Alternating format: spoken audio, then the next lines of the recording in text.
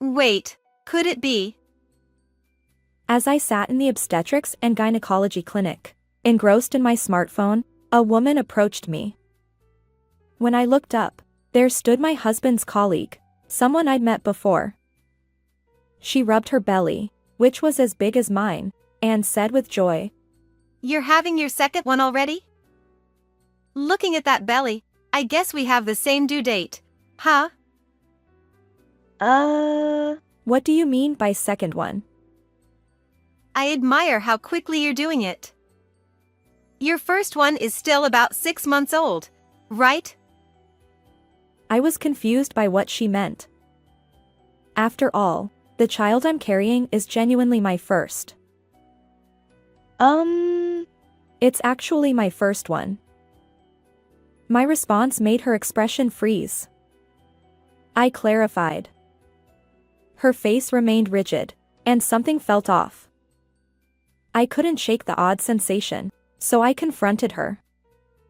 What followed was an unexpected revelation from her lips. My name is Erica Watson, 28 years old. I work as a salesperson in the apparel department of a department store. My husband, Michael, and I have been married for just half a year. We met at a typical group blind date. Michael works for an ordinary company, with an average salary and benefits. While living solely on his income would be challenging, I also work as a full-time employee, so there are no major issues. I've always wanted children, but if I were to give birth, I'd inevitably have to take time off work. To prepare for that possibility, I've been diligently saving money. However, my husband, Michael, isn't quite as cooperative.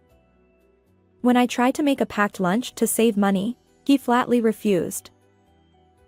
Lunchbox? But I want to go out to various restaurants with my coworkers during lunchtime. But didn't we agree to save money together? We need to start somewhere. Saving is fine, but where to cut costs depends on individual values, right? I want to enjoy lunch with everyone. So, Michael, where do you plan to cut costs? Well, it's a bit. Yeah, various places. I'll find my own ways to contribute. Is that okay? Sigh. Understood. Despite being married for just half a year, our relationship is already showing signs of strain. We should be in love and aligned, but these differences in values are starting to bother me. Moreover, even though it has been a year since we got married, my husband and I still don't have any children. It's not that we didn't want them. Simply put, we felt it wasn't the right time to have kids. The reason being, over the past 6 months, my husband has spent money freely without much consideration for saving. Whether it's lunch expenses, in-game purchases, or sneakers he desires, he spends without hesitation. Consequently, his monthly income isn't exceptionally high, and he manages to use up most of it within a month. From the beginning of our marriage, we've each contributed $700 per month for living expenses. However, recently, my husband has been asking, Could you reduce my share a little? Just the other day, he approached me with this request. I'm sorry, Erica. It's about this month's living expenses. Could you decrease my portion a bit? Why? We already reduced it by $70 last month. Well, yeah, but things have been a bit complicated. Complicated? That's why I said you should bring a lunchbox to save a little money. It's not about that. Just please reduce it by $70. Fine. But in return, let's manage things properly next month. As I reflect on the past 6 months, it seems that my husband's return home has gradually become later.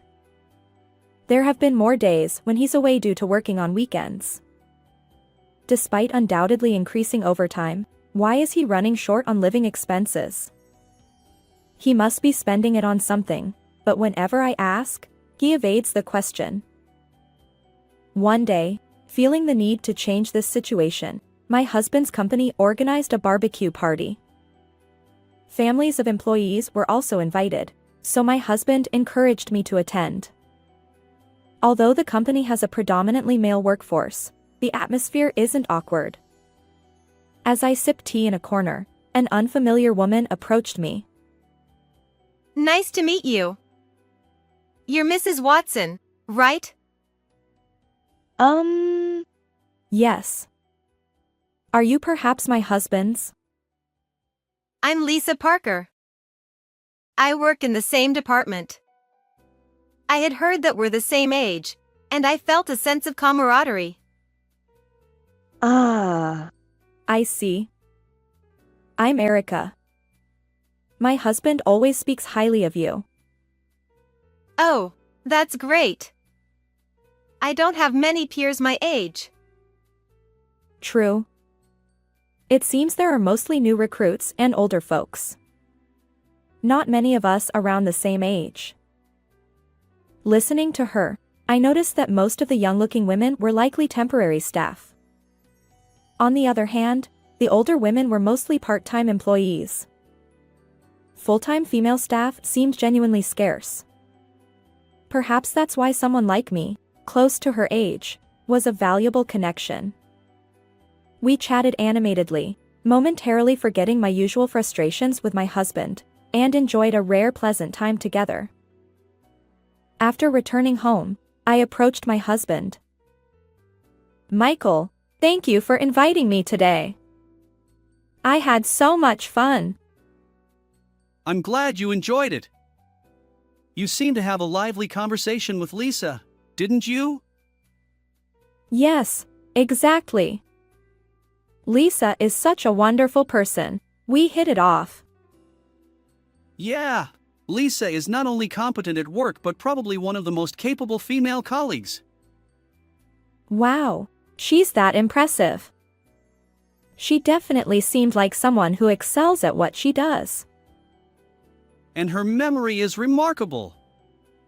She remembers which companies we've dealt with and details of her own projects. Lisa's outward appearance didn't give away her exceptional abilities. It's true what they say, looks can be deceiving. Her combination of competence, elegance, and an excellent memory is truly admirable. Inspired by her, I also immersed myself in work from the next day. I took charge of everything I could and made an effort to support others. However, amidst this, the disconnect between my husband and me grew larger. At my workplace, even during busy times, overtime is almost non-existent. Yet lately, I've sensed that my husband's return home has become even later than before. Previously, he would be back by 10 p.m. at the latest, but now it's commonplace for him to arrive past midnight. With more weekend work than before, I decided to inquire about the reason one day. Hey, Michael. Your return home has been incredibly late lately. Is work really that busy? Huh? Oh, yeah, there are new tasks and various things going on. But seriously, coming home after midnight, isn't that too late? How does the company view this? No worries. Seriously. It's just temporary, and there's nothing for you to be concerned about, Erica. Well, if you say so. His vague response left me uneasy, but pressing further now probably won't yield the answer I'm seeking. For now, I'll observe his behavior a little longer. However, 6 months later, my husband's overtime remained unchanged, and opportunities for us to meet as a couple became scarce. We no longer went on weekend dates like we used to, and lately, I found myself going out alone more often. On this particular day, my husband was working on a holiday, so I ventured out by myself. I took a train in the opposite direction of my usual route and headed to the newly opened shopping mall. The place was bustling, as expected for a recently launched establishment. As I strolled through various shops, I heard a familiar voice from behind. Hey, over here. It was undoubtedly my husband's voice. I instinctively turned around, but the crowd was overwhelming, making it difficult to spot him. I caught a glimpse of someone who might have been him, but he got swallowed up by the crowd, and I lost sight of him. What was going on? That was definitely Michael's voice. If he didn't call out to me, then who did? That night, I decided to wait for my husband's return and confront him. When he arrived home after 11 p.m., I wasted no time in starting the conversation. Hey, Michael. Where were you today? Huh? What are you talking about? I was working on a holiday, obviously. Well, I went to the newly opened shopping mall, and I heard your voice there. Huh? The shopping mall in the neighboring city? You knew about it? Well, it was all over the news. But I was at work, so I definitely didn't go to a place like that. His visibly flustered response confirmed my suspicion. Michael was lying. Since then, I've been closely observing his behavior. Just then, I began experiencing constant nausea. Why all of a sudden? Did I eat something strange? The queasiness persisted for about a week. Gathering my resolve, I visited the hospital, and to my surprise, I was confirmed to be pregnant. Despite my financial worries, I had been diligent about contraception, but now that I was actually pregnant, my anxiety gradually faded, replaced by a sense of happiness. When I shared the news with my husband, he was overjoyed. Wait! Pregnant? Seriously? Yet, there was a hint of tension in his expression. It seemed I had a severe susceptibility to morning sickness. Although I had intended to closely monitor my husband's behavior, I couldn't bring myself to do so. 6 months later, I entered the stable phase of pregnancy, and the morning sickness finally eased. Previously, due to the severity of my symptoms, my husband had accompanied me to doctor's appointments, but now that was no longer necessary. As I became accustomed to visiting the obstetrics and gynecology clinic alone, I made it a daily routine to browse baby products on my smartphone while waiting for my appointments. One day, I was unexpectedly approached. Huh? Could it be? When I looked up, there stood Lisa, a familiar colleague of my husband's. She gently touched her own belly, her face filled with joy. You're expecting your second child, right? Judging by your belly, our due dates might be the same, huh? Lisa? Getting pregnant with a second child while the first one is still so young, it must be quite challenging.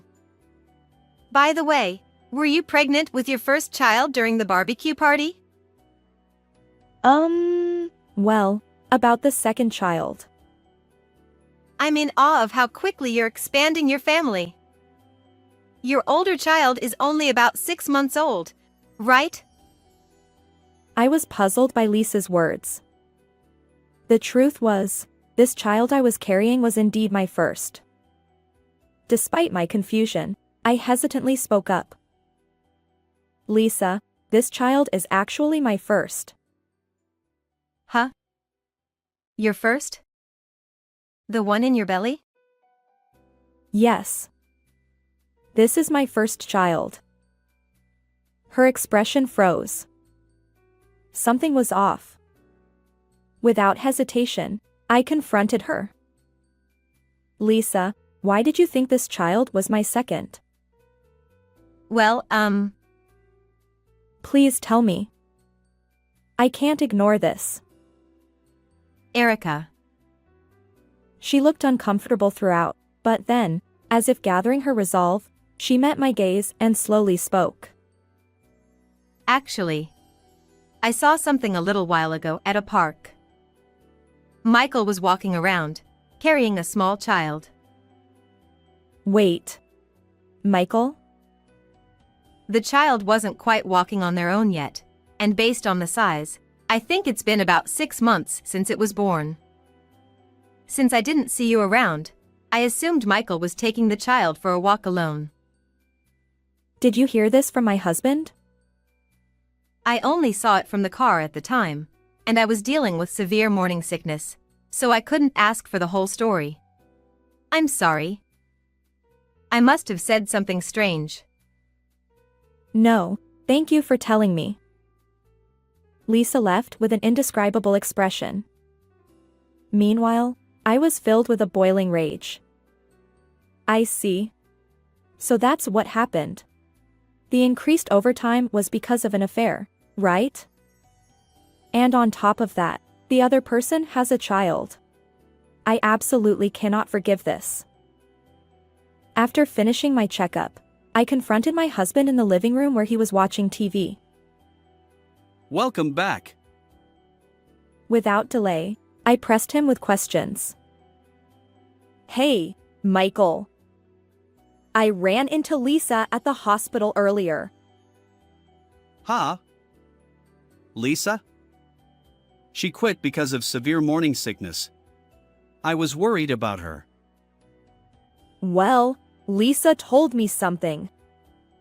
She said we're expecting our second child. Huh? Michael, do you have any idea what she meant? His face drained of color, and I sensed his agitation. Though his eyes darted around, he desperately began to explain. What are you talking about? A second child? Lisa must have misunderstood something, right? Yeah, I thought the same. But she saw it. She saw you carrying a baby. That's impossible. I don't have any kids. I found it strange. No pay increase despite overtime, frequent weekend work. Lisa mentioned that your company doesn't require weekend work. Ah. Yes, I had heard another crucial piece of information from Lisa. It was related to my husband's late returns and revolved around overtime and working on holidays. According to her, my husband's company allows overtime until 8 p.m. at most, and there has never been a case of weekend work. Therefore, no matter how much overtime he claims, it's strange for him to return home past midnight. Even the days he mentioned as work-related weekend outings would mean he was somewhere other than the office. Hey, where were you and what were you doing? I pressed my husband, and he began trembling uncontrollably. Perhaps realizing he couldn't continue evading the truth, he slowly opened his mouth. At girlfriend's house. Girlfriend? How long have you been seeing her? Well, she's my ex-girlfriend, and she got pregnant, so I've been visiting her regularly. Your ex-girlfriend, huh? And the child, is it yours? Yes. I seethed with anger at myself for choosing such a pathetic man. Frustration and disbelief surged within me. I'm going to break up with her, so please forgive me. His attempt to sweep everything under the rug with those words made me raise my voice. You've got to be kidding. What do you think children are? You casually talk about breaking up, but because of you, the child of your affair partner won't have a father. And yet it's all about self-preservation. You're utterly selfish. No! I just want to prioritize you. It was a momentary lapse with my ex-girlfriend. What? Disgusting. After all your selfish behavior, now you're spouting nonsense? You're the kind of scum who impregnates both me and your ex-girlfriend. Unbelievable. I'm sorry. I apologize. Please forgive me. Shut up, You scumbag. Never come near me again. You'd better suffer and rot in hell, you piece of trash. And don't forget, I'll make sure you pay alimony and child support. Got it? Be prepared. My words left my husband slumped and defeated. Ignoring him, I gathered my belongings and returned to my parents' home. Afterward, with the help of both sets of parents, I divorced Michael. A few days later, I hired a lawyer and demanded compensation from both my ex-husband and his affair partner. I won't forget to claim child support for the baby in my belly from my ex-husband. Michael was already financially strained, having depleted his savings. He borrowed money to cover all the expenses, but when Lisa leaked information about his affair to the company, he was transferred to a subsidiary in a distant location due to the upper management's anger. Now abandoned by his affair partner as well, Michael works tirelessly to pay child support to me. Meanwhile, I'm nearing my due date, entering the final stages of pregnancy. Although I'm scared since it's my first time, the thought of finally meeting my child makes me smile naturally. While my child may face sadness due to the absence of a father, I vow to protect them. After all, I am this child's mother. Soon, we'll meet. Wait for me.